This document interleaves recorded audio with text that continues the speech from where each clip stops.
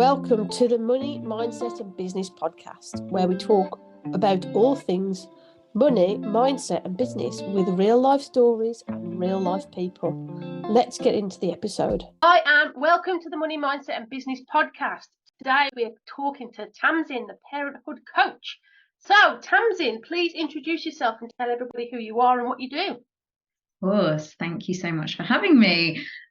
So I am Tamsin. I am a life and mindset coach for mums, also known as the Parenthood Coach.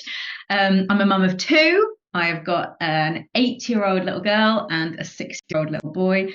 And through my work, I support mums to reconnect with their passion, their purpose and their potential after having kids, supporting them to create more balanced, aligned and fulfilled lives, careers and businesses that work in harmony with parenthood rather than in conflict. Awesome. I love that very much. And obviously, for those of you that don't know, I've got two kids myself, a 3-year-old and a 6-year-old. So kind of the work that Tamsin done is very close to my heart, because the juggle of life, parenting, business ownership it can be a headache. So what is it that got you into your line of work? So originally, my kind of previous career before starting up my own business was in marketing. And I did that for a long time, 14 years to be precise. And when I had kids, it just stopped feeling good to me. I think probably before I had kids, I started feeling those kind of simmers of dissatisfaction. But having kids really shone a light on the fact that I wasn't fulfilled anymore, I wasn't enjoying the work anymore, but also more than that being a parent actually wasn't especially compatible with that career path, with that environment, with the expectations, and that doing something that I really enjoyed was really important if I was going to spend this time away from my kids and juggling the juggle that so many of us know about. So I did a bit of soul searching. I had some coaching myself. And to cut a long story short, I ended up realizing that actually coaching was a path that was really interesting to me, that really lit me up. And I went and retrained, and then I was like, oh my gosh, I think I want to do this as a business. And so to my surprise, I decided to become a business owner, which had never been on my radar before. But I think kind of coaching and working with people and supporting them in this way, particularly mums, and supporting them to kind of go on a similar journey to the one that I'd been on myself, it really lit a fire in me. It ignited something so very kind of purposeful and passionate in me. And I was like, right, I want to turn this into something more than a kind of side hustle alongside my job that I'm not really enjoying anymore. I want to do this for real. And so, yeah, January 2020, I started my business. Not the best timing, unbeknown to me at that stage, but with a pandemic on the horizon. So yeah, and it's kind of developed and evolved from there. And originally the kind of work that I was doing when I first started, it was very much around supporting mums to reconnect with who they are and where they're heading in life after having kids. And I still do and love that work with my clients. But I suppose as my entrepreneurship journey has evolved, also understanding how I can kind of support and inspire and empower mums to also start their own businesses alongside family life has become a real passion point for me as well. So that's been a kind of a part of my business that evolved at a slightly later stage. And as I've grown in confidence and experience and feel like I've got more to share, yeah, it's been the biggest joy really to be able to bring that into my work as well. That's awesome, and it does. We do go on an evolutionary journey, especially as business owners, and I find it quite funny how my kind of career ended after 14 years.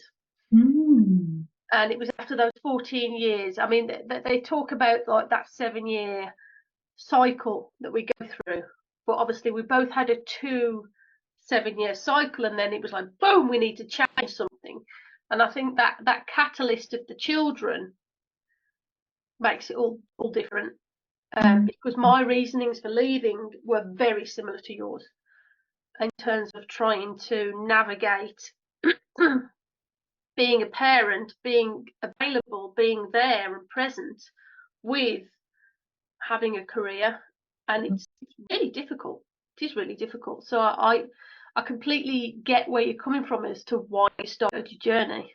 And I think it is really common. It's a common story that, you know, certainly so many people that I come across sounds like similar to you, and you've had that experience yourself as well. But the experience isn't necessarily getting any easier for women. You know, we're all kind of, not all, but many of us are following this very similar path, and yet it is really, really difficult to navigate our way through, to figure out what's next, to kind of rustle up the confidence and that clarity that we need in order to take that leap or make that change or do it with ease or create the life that we really want rather than the one that we feel we should create. So, you know, it feels that there really is that kind of missing piece of the puzzle to provide support to women so that they feel the freedom and the excitement to actually make that transition. Because it is really exciting, but often the kind of the fear really, really gets in the way and can make it feel really, really difficult and scary. Yeah. I have a question on when you kind of embarked on your journey. This is something I've come to realise over the last few months is all the help that's out there, all the guidelines and everything. This is how to become an entrepreneur.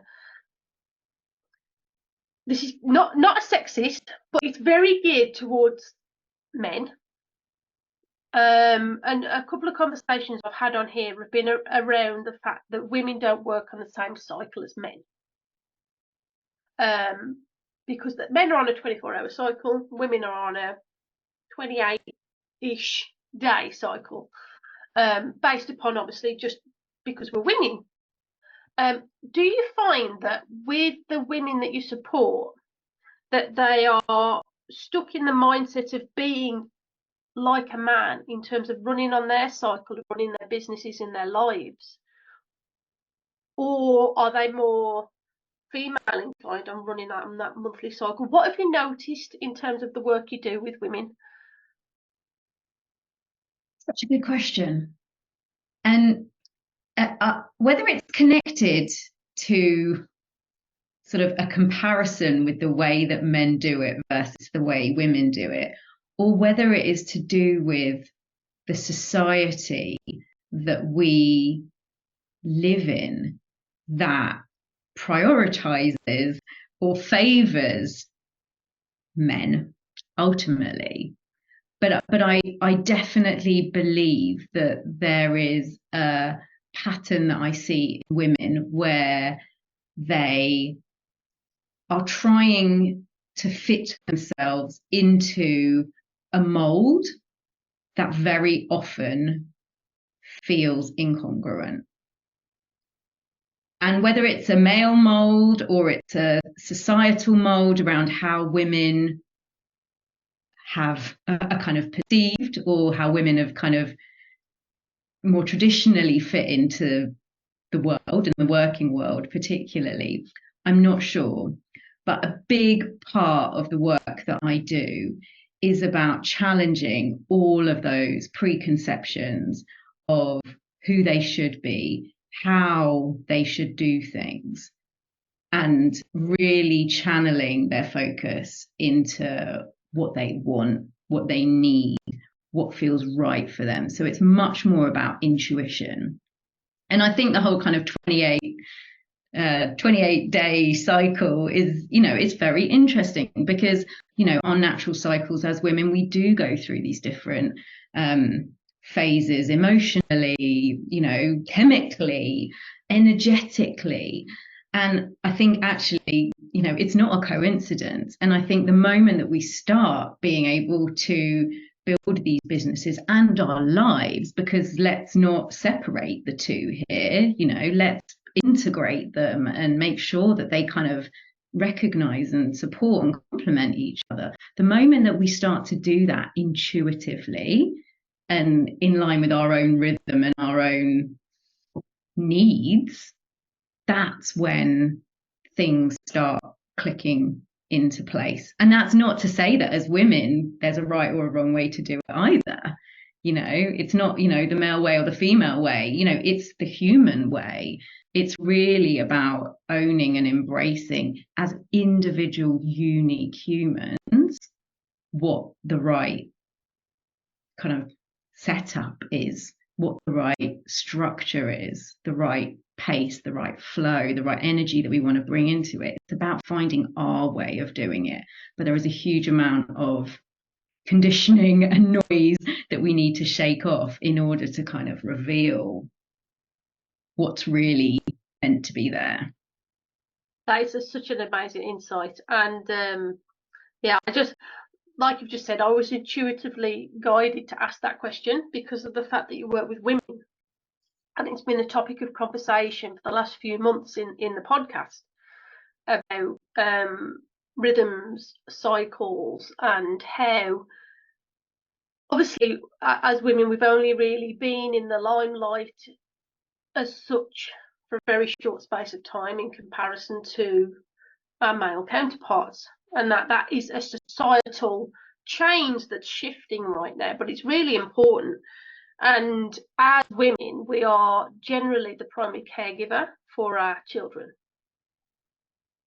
So to try and integrate societal norms, societal expectations of being a mom, being a business owner, it's really difficult to navigate, which is why I feel that the work you do is really, really important, especially for those moms who are embarking on this entrepreneurial journey, or even if they're not embarking on an entrepreneurial journey and they're trying to navigate life as a parent in the workplace, or navigate life as a parent at home with all the household responsibilities. It's trying to kind of find your own rhythm with it all. Yeah. So from the people that you coach, what would you say is one of the biggest things that comes up with the women? So should we talk from a business, like women that are supporting on their business journey? Can we talk about that specifically? I think a massive piece of work that very often needs to happen is around self-belief and around recognizing all the things that they have got to bring to the table, even if they have never run a business before. I work with the most intelligent, switched on women, who are have had great careers behind them, who are so full of like amazing potential they've got to share with the world. But because they've never run a business before, it's like their brain has this tendency to kind of build this massive brick wall against all of the stuff that they have done. And they're just like, oh, but I'm starting from the beginning. I'm starting from the beginning because I've never run a business before. It's different. And, running a business versus working for somebody else, it is really different. But it doesn't devalue any of the amazing experience that they've developed and built and worked so hard to create over the years. So it's really kind of about joining those dots between where they've come from and where they're going, and learning to kind of really absorb all of that evidence and really believe in themselves and their capability, knowing where they've been and what they've got in their kind of toolkit, how that is so valuable, and how they aren't in any way starting at the beginning. They're bringing so much to the table from the beginning. So it's really that kind of confidence piece, and the kind of how to build a business piece you know, it is a noisy space. You know, so many people out there, you know, amazing people who are so supportive, helping, you know, entrepreneurs to build businesses and to kind of fill all of those knowledge gaps that they might not have. But there's a lot of it out there. So it's also about being able to kind of take the expertise and to sort of understand that there are some really important like business building bits of knowledge to get them off the ground, but also remembering that actually doing it is such a powerful way of learning how to be a business owner. So kind of giving themselves that space to see what works for them and to kind of learn about building a business by building it. Yeah, I love that. And I'd have to say, in my experience of working with the women that I've worked with, it's the same thing. Predominantly it's all around that self-belief of, yes, they can do it. They can do whatever the hell they want to do. And it's interesting how that's the thing that comes up. Why do you think that is? Because I think our brains are just so naturally programmed to keep us safe, to protect us from embarrassing ourselves, from getting things wrong, from failing. You know, that kind of natural inbuilt negativity bias that we all have as humans, you know, it is strong. And actually something like starting a business, in whatever capacity you're choosing to take it on, you know, there is risk involved. It takes courage. It takes a leap of faith. It takes hard work.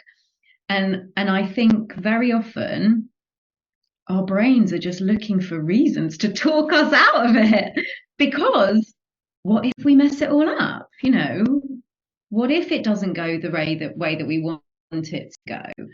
And I think there is just this really important piece of work to be done at the beginning that sort of says, like, yeah, it is scary and there is unknowns within that mix and there's risks and all the rest of it.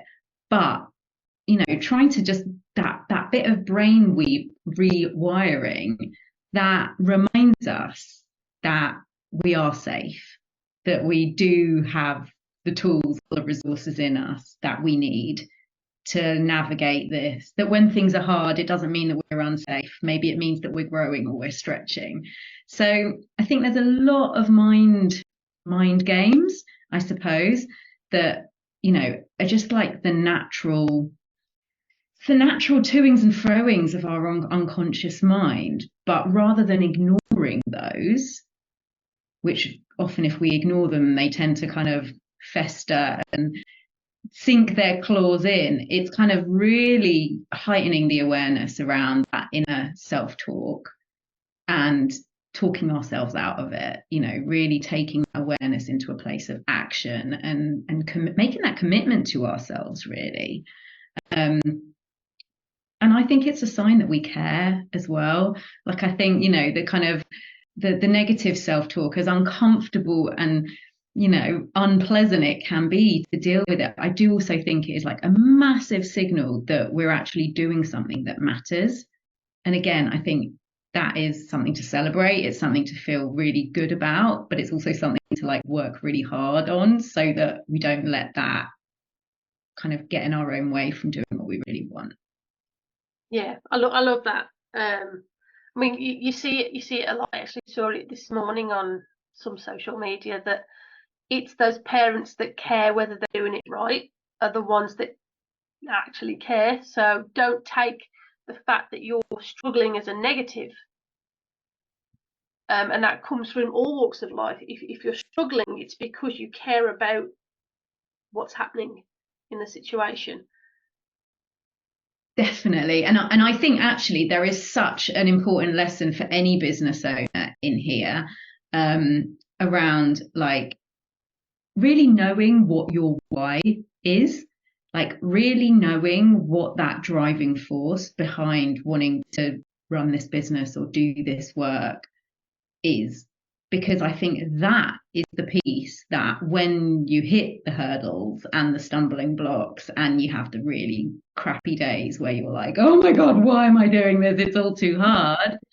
If you've got something really sparky and meaningful and purposeful to come back to, where you're like, okay, this feels really hard, but remember why you're doing this, remember why it's worth it. I think that is such a key to unlocking the kind of resilience that we need as business owners, particularly business owners who are juggling the crazy minefield of parenthood alongside entrepreneurship, because there will, like, let's be real here, like parenthood and kids, like it throws all sorts of curveballs into the mix that are so inconvenient at times.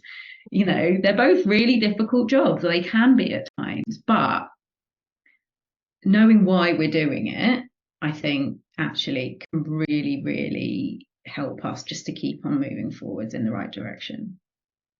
Would you say that that mom guilt comes in with all of this? Because we hear that phrase mom guilt batted around quite a lot on social media, saying, oh, I've got that mom guilt because. Mm-hmm. So in terms of having that self-belief and that conviction in what it is that you're doing, do you think that basically when you feel that mom guilt, saying to yourself, actually no, it's not guilt, I'm doing this because of XYZ, which is again your why for doing it all. Would you say that comes into it all? 100%. I think it's a really powerful antidote to mum guilt. And I think mum guilt, we've got to really ask ourselves, like, where is this feeling or this thought really coming from? Is it coming from, and not just believing it, I suppose. It's like, what can I do with this to actually turn it into something useful?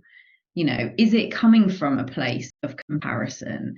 Am I feeling mum guilt because I've seen somebody else doing something different that my brain is telling me is better?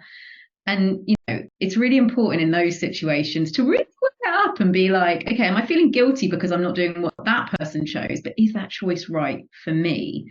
And very often that allows us, if it's not something that actually would suit us or our kids or our lives, it allows us to come back to that place of saying, okay, well, actually, I don't need to feel guilty about this because that's not my choice, that's their choice. But also, again, coming back to that feeling of guilt and being like, but why am I making this choice? Is this choice, is it worth it? Is it a choice that means something to me? Is it a choice that actually is going to make my kids really proud of me, or it's going to give them a better life? Or it's going to mean that I've got the space to focus on something that matters to me, which is then going to mean that I can show up as a much happier and more fulfilled mum for my kids. So, there's all sorts of different ways to slice the mum guilt pie. And I think it is an inevitability, but I don't think it's something that we should just accept. Like I speak to a lot of women who are just like, oh yeah, mum guilt, it's just part and parcel of being a parent. And I hate that thought. I hate that thought that really important and difficult job that us mums have to do, raising our kids, that we have to be kind of lumbered with this really heavy kind of weight of mum guilt that we just have to accept is it's just part and parcel of the job. No. That's not to say it won't creep in, but it's also saying there are ways to move through it. I mean, this is probably a whole other podcast episode in itself. Oh, yeah. I mean, totally. I mean, I only recently kind of let go of the mum guilt because my son he's only at nursery in the mornings. And in the afternoons, he's with either my mum or my mother-in-law. And for the first 6 months of him being at nursery, I was telling myself I was shoulding myself, you know, as we do. I should be with him when he's at home because he needs me. Whereas the matter of the fact was, just before he finished for the summer holidays, he didn't even want me. He didn't want me at all. He wanted his nans, because his nans are a lot more fun than mommy is, because they do things that mommy doesn't do. And then it got me to thinking, okay, so he's spending all this time with his grandparents. That's amazing. To have that bond with a grandparent is incredible. I remember my relationship with my nan, and I loved it. I loved spending time with my nan. So why shouldn't I give my children, you know, that opportunity to have that really strong bond with their grandma? So that change in neural pathways, that change in thinking was actually, he's having the time of his life. He doesn't need me. And what it's doing, it's giving me the time and the space right here to sit here with you and record this podcast, because he doesn't need me. And that's a wonderful thing. Agreed. And totally celebrating that shift that you've gone through. And yeah, it's absolutely spot on. Like, you know, we cannot be everything to everyone. And I think this is quite a female tendency, you know, this need to like do everything and be everything to everybody, and, you know, finding it really difficult to ask or accept support. And actually, when we release ourselves from that need to be or do everything for everybody else, it frees us up and gives us more space to like connect with ourselves and to do our own things.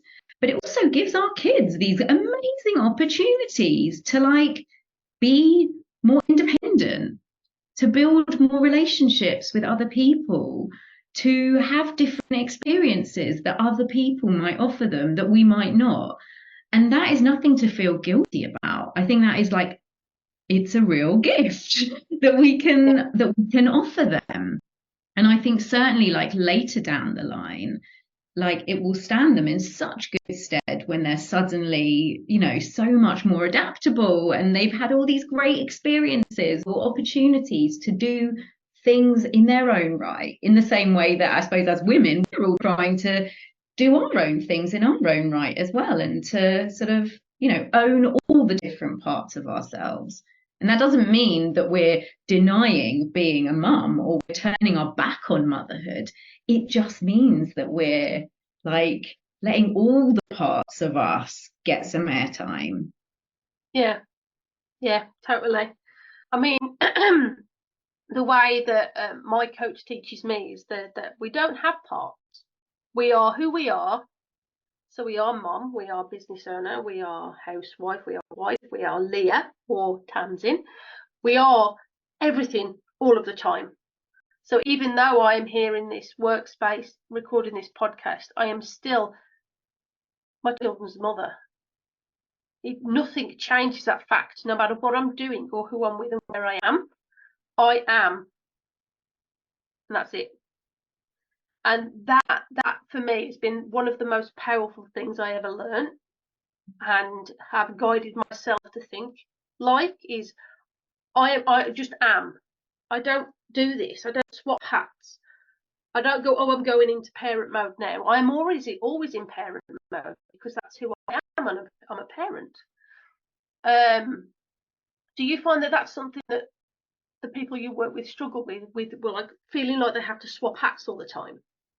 Yes. And how do you get them to navigate that? I think one of the very first things that I often work with my clients with, whether they're business owners or not, it is about taking that holistic approach and looking at their life as a whole. Because I genuinely believe that, you know, I always sort of say, like, I think our life is it's like a jigsaw puzzle, and we've got all of these different pieces of our life that are all jigsaw puzzle pieces. And the beauty is when they fit together.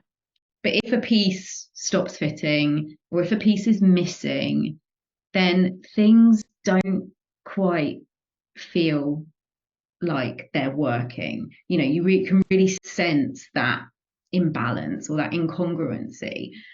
And so one of the first really important things that we do is look at their whole lives, look at the things, look at their priorities. What are all of those plates they're spinning, or the hats that they're constantly, whatever the metaphor is that works for them, and almost like take the intensity out of it and be like, okay, well, what are you actually trying to do? What's working? What's not working? What's missing here? Because very often they also have priorities that, things that matter to them that aren't getting any airtime at all, and very often it is themselves. It's very often the piece that is like time for me, or a version of that, self-care, or whatever it is, the piece that revolves around them actually making space for themselves. And we start to figure out which parts of their life actually do need a little bit more attention, and find ways where these different priorities can start to work in better harmony, where they can start to there's almost like the ripple effect, where there's when work is feeling really bad, then it has a natural ripple effect into our relationships, into how we feel about parenthood, into our well-being and how well we sleep, or all of it. There's kind of that natural ripple effect. So it's understanding how these priorities can work with each other, rather than sort of treating them as individual islands. And particularly on a kind of business front, and women who are navigating entrepreneurship alongside family life, that is so important. Because if you feel that family life is taking over to the point that you can't run your business, that is going to create some pretty sort of challenging ripples. But if your business is taking over everything, it's going to create some pretty challenging ripples in the other direction. So it's really about, creating that sustainable structure that allows you to honor these different parts of your life, and so that you feel like joy where you want to feel joy and where it matters to feel joy, but you also can feel that sense of control, like you're actually in the driving seat, rather than these different parts of your life controlling you. Yeah, I was going to ask the question as to what you think the most missing piece is, and you've answered the question itself. I knew that was what it was going to be, because I don't think that's just stuck to women.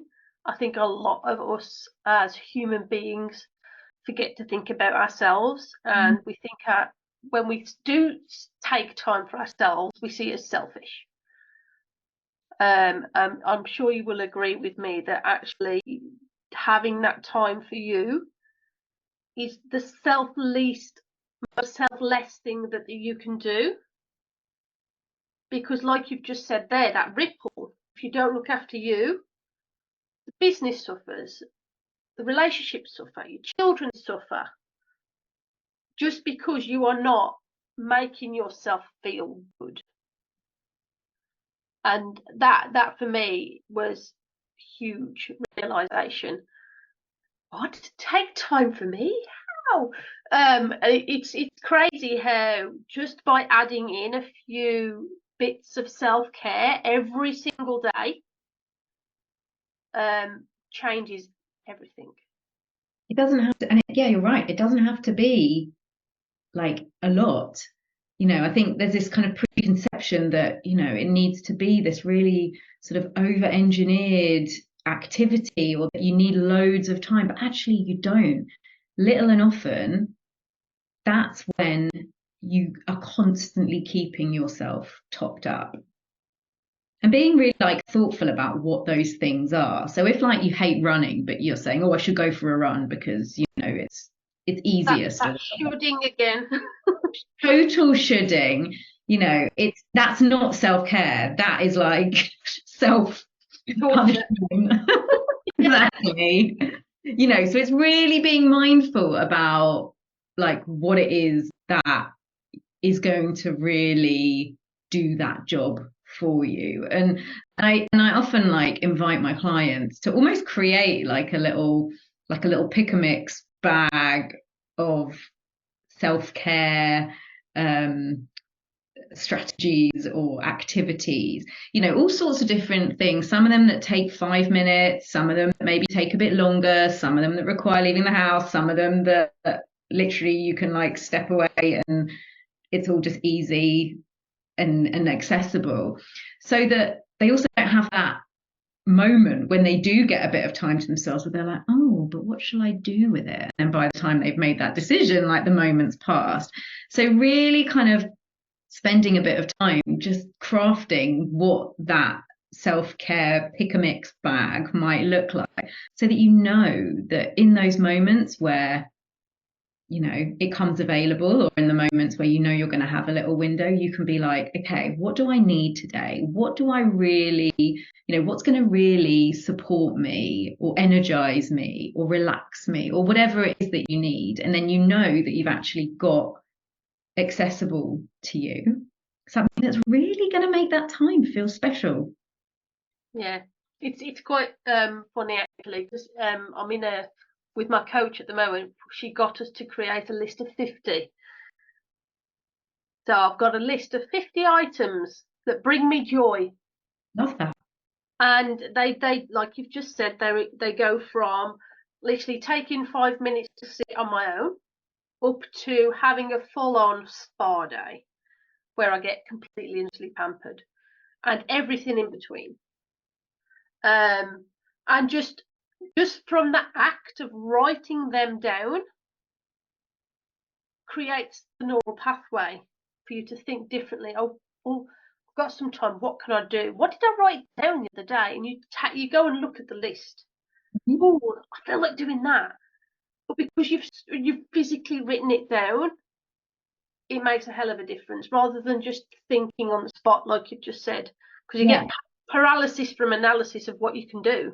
Yeah, completely. And I actually, so many of the women that I work with, they really struggle with that activity, because they're like, oh, I don't really know what I like doing anymore, because I think having kids, it can really like shake up your sense of identity, and maybe the things that you used to enjoy, they don't feel accessible to you, or it doesn't feel realistic, or there's the guilt that comes in and makes it just feel way too indulgent to do that these days or whatever.